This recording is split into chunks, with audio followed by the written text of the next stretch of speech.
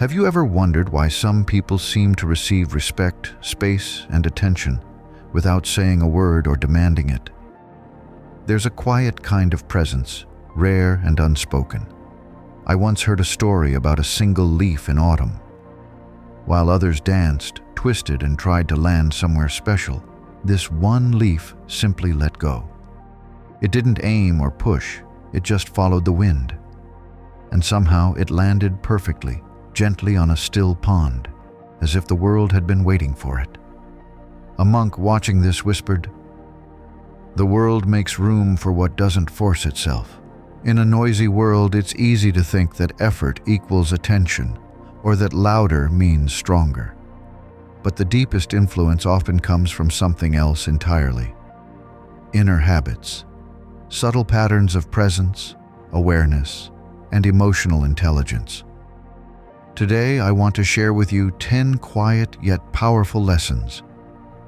Lessons I believe you'll need, not just to be noticed, but to be respected without trying, valued without asking, and at peace without pretending. Have you ever noticed how the most profound rivers make the least noise? There is a kind of power that does not announce itself. It doesn't need to. It dwells in quiet balance and mindful presence. It is the calm of someone who has let go of the craving for approval and now rests in the still forest of the heart. In today's lesson, let us walk the middle way together. Let us contemplate presence, not the kind that shouts to be seen, but the kind that, like noble silence, invites the minds of others to become still. 1. Do not beg for attention. Just as the lotus rises unsoiled from the mud, one who sees clearly does not cry out for recognition. The Blessed One taught, "The wise are not perturbed by praise or blame." This is not mere poetry. It points to the suffering of a mind that depends on others to feel worthy. To hunger for attention is to abandon your own sanctuary and chase approval in the world's noisy marketplace, where joy and sorrow are constantly traded. Every time we reach outward to confirm our value, we lose touch with our own wholeness. To beg for attention is to hand over your peace. It becomes fragile, easily shaken by opinion and judgment. But when you return to the breath, to your body, and reflect on life's changing nature, you come home. A person who walks quietly, with steady gaze and simple heart, often carries more presence than one who clamors to be seen. This is the paradox. When you release the desire to be seen, your quiet becomes magnetic. Ask yourself, am I rooted in my own presence, or am I feeding the habit of needing to be noticed? Sit quietly with your own being until contentment arises. In that silence, there is no performance. You are not chasing the world. The world begins to sense you, naturally, gently. Presence does not need applause. It simply needs to be lived. 2. Create the fear of losing you. A rare gem is not found on every path. Its value is known by its rarity. The Buddha often reminded us to live with care and balance. To be always available, always giving, is to forget the need for quiet, the value of space. When your presence becomes constant, it risks becoming overlooked, not because you lack value, but because you offer yourself without rhythm. Even the full moon knows to retreat. This is not about pride. It is about clarity. A flame that never rests will soon go out. A heart that gives without pause forgets how to feel deeply. In the monastic tradition, practitioners retreat during the rains, not only to be safe, but to reflect, to protect their inner well-being. So too we must retreat, not from love, but into our own depth. Creating the fear of losing you is not about manipulation. It is about offering yourself with intention. When people must pause before they find you, they come with more respect. Ask yourself, am I offering my time with care, or giving it away out of fear? Often, what makes something precious is the space between encounters. The Blessed One said, "To abide in loving kindness is to protect all beings as a mother would her only child." That loving kindness includes you. Step back not to punish, but to renew. Let your presence be like a well-prepared bowl, simple, spacious, and offered with heart. Then your absence will nurture appreciation, and your presence will feel like a blessing. May your practice show you that nothing essential is ever lost when you stop chasing. In the stillness of your own heart, you become a refuge, not only to yourself, but to all who meet you. 3. Maintain an air of mystery. Next, let us turn our attention to a subtle but powerful teaching, the strength of not revealing everything. There is a dignity in mystery, a calm in not always explaining, a wisdom in letting others wonder. In a world addicted to visibility, to overexposure and instant intimacy, the practice of mystery is not just wise, it is sacred. The Buddha once said, "Like the ocean, deep and boundless, so is the mind of one who has understood." Consider the way the Buddha taught, not by answering every question directly, but often through silence, parables, and pauses. When a man once asked the Blessed One a metaphysical question about the eternity of the world, the Buddha remained silent. Later, he explained to Ananda that such questions lead not to liberation, but to confusion. In that silence, there was teaching. In not saying, there was saying. To reveal every aspect of yourself at once is to deny the beauty of gradual unfolding, the sacred pace of intimacy built with patience. Mystery is not hiding. It is offering presence without demand, truth without totality. When you hold back not from fear but from care, you preserve the sanctity of your inner life. You allow others to approach with mindfulness and respect. Ask yourself, do I rush to explain myself in order to be accepted? Do I confuse transparency with self-worth? Like the Buddha seated under the Bodhi tree, whose stillness drew seekers from far away, let your depth become something that calls others, not through effort, but through quiet strength. Just as the moon does not show its full face every night, let your life reveal itself in phases. Your untold story is not a gap. It is a gate. Let your restraint teach. Let your mystery be a sanctuary. When not everything is said, what is said becomes precious. 4. When you stop caring about the small things. To react to everything is to scatter your mind like dry leaves in the wind. The Buddha taught, let go of what is not yours. It is not your task to carry every dust storm of thought or opinion. This is not an escape from life, but an awakening to what truly matters. Recall the story of the monk who was insulted in silence. When asked why he did not respond, he smiled and said, "If someone offers you a gift and you do not accept it, to whom does it belong?" In not reacting, he kept his peace. This is the strength of a mind not disturbed by every passing breeze. When you no longer take offense at every tone, when you are not provoked by every glance, you become like a deep lake, reflective, unmoved by surface ripples. Much of our internal unrest stems not from great tragedies, but from the slow accumulation of petty reactions. The comment left unanswered. The text read but not replied to. The sideways glance. We allow these moments to colonize our attention, to fragment our calm. But when we begin to choose stillness over reaction, we reclaim something ancient within us. Ask yourself, am I irritated because I'm not at peace with being misunderstood? Am I anxious because I expect the world to mirror my clarity? Let go, not because you're indifferent, but because your clarity is more precious than temporary correctness. The Buddha did not answer to every challenge. He taught us to know which fires are worth extinguishing and which are best left to burn themselves out. The tree that endures does not bend for every breeze. It remains rooted not by force but by nature. So too can you remain, rooted not in pride but in discernment. As your reactivity fades, your true presence emerges. Steady, silent, seen. Not all strength is loud. Some strength lives in restraint, some in silent persistence. In the Dhamma, we learn that what is unshaken often shapes the world more deeply than what shouts.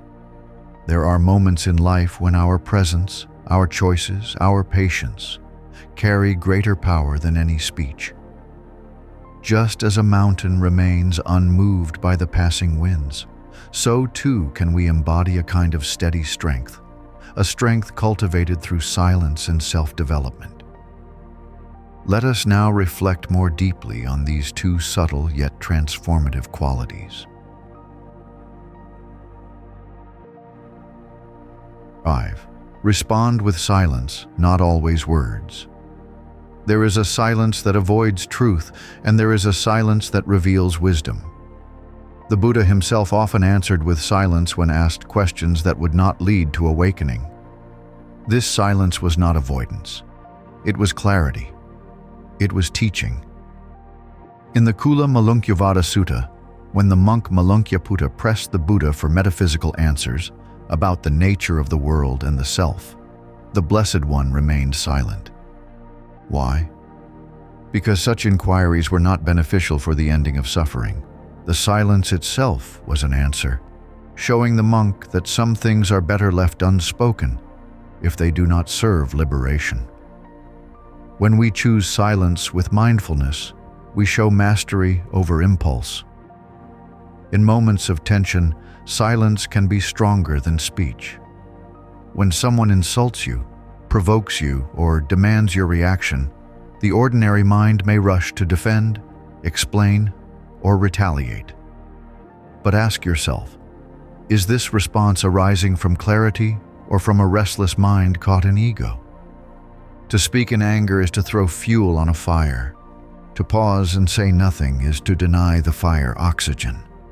The Dhammapada reminds us, the fool who knows he is a fool is wise at least to that extent. But the fool who thinks he is wise, he is a fool indeed. Speaking merely to seem wise or to win a fleeting argument leads us away from peace. Silence is not weakness. It is strength in its most refined form. It is the embodiment of inner composure. In practicing noble silence, we offer others the space to reflect. We become like a clear mirror, not reacting, but showing. Our silence becomes a question. Why do you need my reaction to validate your noise? Your calm unsettles those used to chaos. And in that space, a deeper conversation can begin. One not spoken in words, but in presence. Ask yourself, when was the last time I let silence speak for me? Not out of fear, but out of composure. The next time you are faced with disrespect or confusion, try responding not with correction, but with stillness. Sit with the moment. Observe your breath. Watch the agitation rise and fall. Often, the situation resolves not because you said something clever, but because you said nothing at all, and that nothing was full of awareness. There is a reason why silence is one of the 10 perfections taught in the Buddhist tradition. It is not passive. It is radiant. It does not suppress truth. It expresses the deepest truth, that nothing is more powerful than presence. 6. Prioritize your self-cultivation. The Buddha taught, if you find no one to support you on the spiritual path, walk alone. There is no companionship with the immature. This teaching reminds us that the foundation of strength is not outer support, but inner maturity. Self-cultivation is the true ground of self-respect. When you invest in your mind, your body, and your heart, not to impress others but to nourish your path, you begin to radiate an energy that cannot be ignored. What does it mean to cultivate yourself? It means to train the mind through meditation, to care for the body with discipline and balance, and to refine your speech and behavior so that your presence aligns with your values. It means reading, learning, contemplating, questioning, and slowly, steadily transforming. In a world that urges you to seek validation, self-cultivation is a radical act of freedom. Self-cultivation is not selfishness. It is the soil from which compassion and wisdom bloom. Without tending to your inner landscape, how can you offer refuge to others? People trust those who are grounded. They follow those who have walked their own questions. Ask yourself, am I showing up for myself with the same care I wish others would show me? Do I spend more energy seeking acknowledgement than I do building my own character? We must learn to water our own roots rather than reaching for fruit from others. You cannot demand to be prioritized if you have not prioritized your own becoming. In this world, many seek attention, but few seek refinement. Yet it is refinement, inner and outer, that draws lasting respect. People recognize quiet discipline. They may not say it, but they feel it. They sense when someone has done the inner work. Do not wait to be chosen. Choose to become. Choose to deepen. Choose to polish the gold within you. Not to perform, but to embody. Not to dominate, but to serve. Cultivate your speech so it is both kind and clear. Cultivate your posture so it reflects inner strength. Cultivate your mind so that it bends toward clarity, not confusion. As you do so, you will begin to feel not just respected by others, but respected by yourself. And that is the beginning of true peace.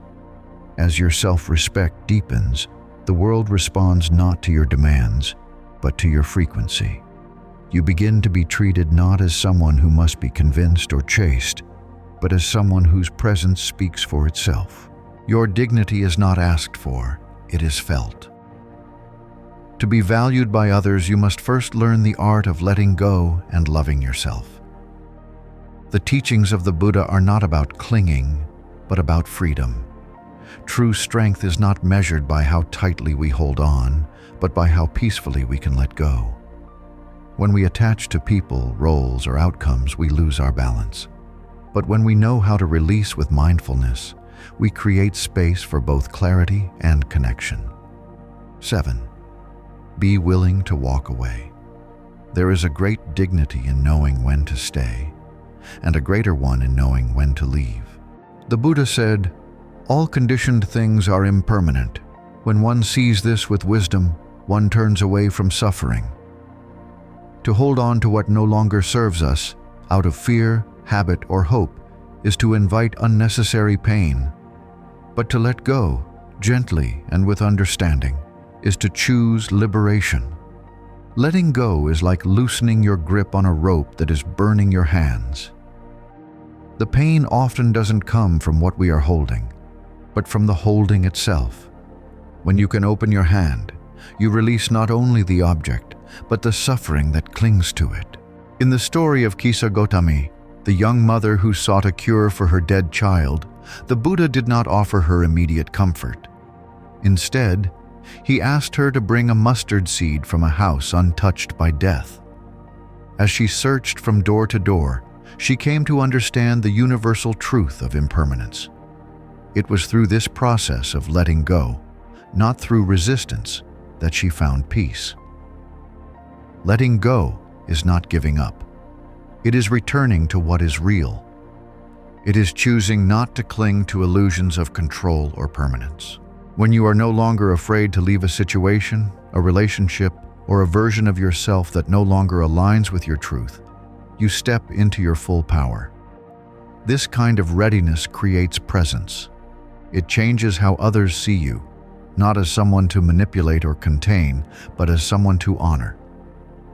Ask yourself, what am I holding on to that is already asking to be released?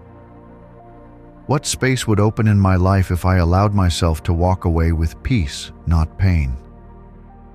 When your presence is not bound by fear, your absence becomes meaningful. And those who sense they may lose you begin to see your value more clearly. 8. Love yourself and make yourself the center. The Buddha taught, you, yourself, as much as anybody in the entire universe, deserve your love and affection.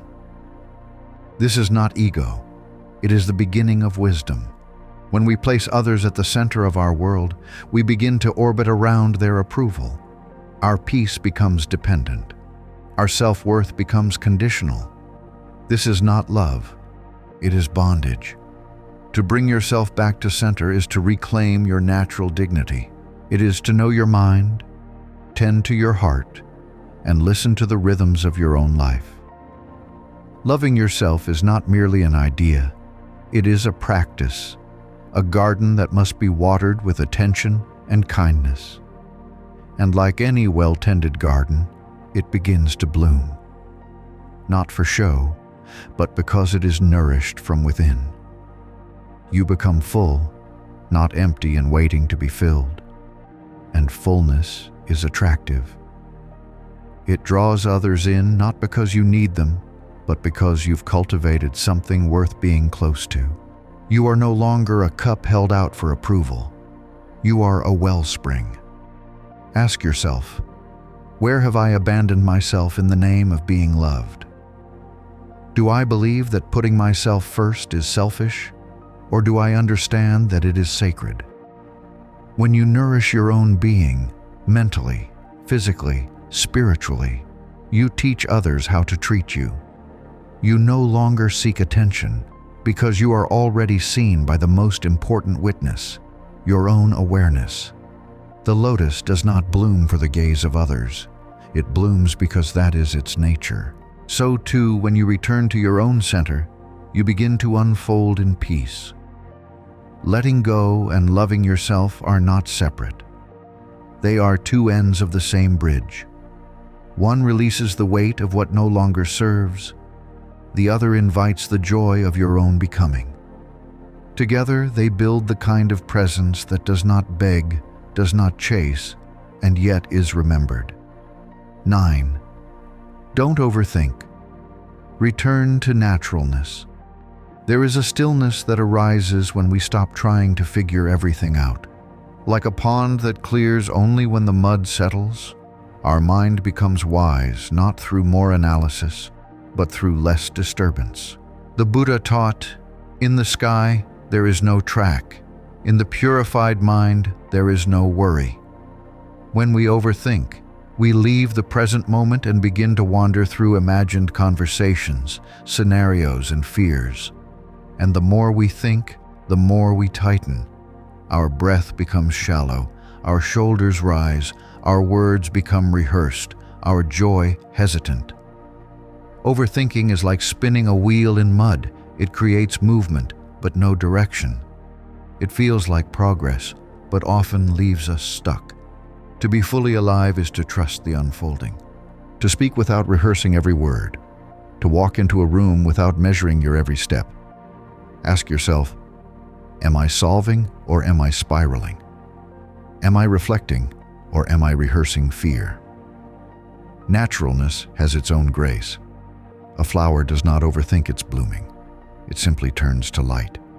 So too, we must turn inward to that space of still presence, where thought becomes clear through letting go, not through more striving. Try this. The next time your mind begins to overanalyze, pause. Return to your breath. Let one inhale remind you, I do not need to figure everything out now. Let one exhale release the urge to perfect the moment. Peace often enters not when we win the mental argument, but when we drop it entirely. This is not apathy. This is wisdom, a recognition that the mind, when left alone, often heals itself. 10. Build sacred boundaries. Boundaries are not walls. They are bridges built from love and clarity. The Buddha taught that right speech, right action, and right effort are not only about what we do, but also about what we protect. A boundary is a quiet declaration. This is where I end and you begin. This is where my energy rests, and where I must not be pulled without consent. In the Sigalovada Sutta, the Buddha described the duties we owe to ourselves and others, including mutual respect, honesty, and restraint. Boundaries honor these duties. Without boundaries, even kindness becomes exhausting. Even love, if unprotected, can erode us. Imagine a candle flame. If you cup it gently, it stays lit. But if you allow every breeze to touch it, it may flicker or go out. Your time, your emotional energy, your attention, they are like that flame. Let them be shared mindfully. Let them burn steady, not scattered. To build boundaries is to say yes to self-respect. It is to know your limits, not from fear but from wisdom. Ask yourself, where have I said yes when I meant no? Where have I stayed too long because I was afraid to leave? Begin by naming your limits. How much time do you need to rest? What conversations drain you? What expectations weigh your spirit? Write them down. Speak them gently. Honor them like a monk honors his robe. Not because it is decoration, but because it symbolizes discipline. When you respect your own boundaries, others begin to adjust. Not always immediately, but eventually. Because people learn from your example. If you treat your energy as sacred, they will too. If you stop apologizing for needing space, they will stop expecting you to always give it. Remember, the Buddha himself set boundaries. He declined some invitations. He walked away from debates that did not lead to peace. He rested when the body asked. He spoke only when the heart was clear. Boundaries are not a rejection of others. They are an embrace of truth. And from that embrace, your relationships flourish.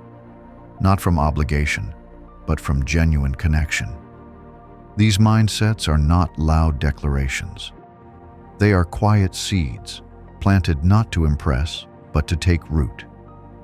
Each one, if practiced with sincerity, carries the power to shift how you move through the world and how the world moves around you. You do not need to demand space. You simply need to embody depth. The still lake reflects the sky not because it tries, but because it is still. So now, gently, a small invitation. Choose one mindset that resonated with you most. Live with it. Walk with it. Apply it quietly in your interactions this week. Watch not only how others respond, but how you feel inside. Observe the shift, not in noise, but in presence. Because when you live this way, others don't just start to prioritize you. You begin to prioritize yourself. And that, dear one, is where true dignity begins.